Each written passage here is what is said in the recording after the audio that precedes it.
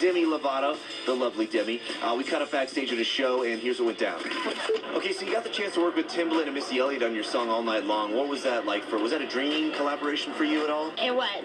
Working with them, it was just like I was completely in a dream. It was really incredible. I was really blessed. Yeah, and the track turned out amazing as well, too. I know you've got a tour coming out. What can your fans expect from the tour? My upcoming tour, just a lot of production, new music, and some dancing. So I hope they're ready to dance and have some fun. All right, Demi fans, make sure you stretch with all the dancing you're going to be doing. What else do you have on the radar with the rest of 2012? Just focusing on music and touring, and that's pretty much it.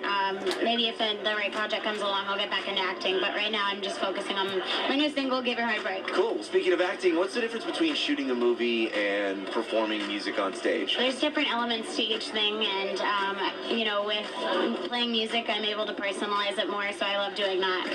Demi Lovato loves her music. By the way, we're on Facebook. Search MTV Weekly.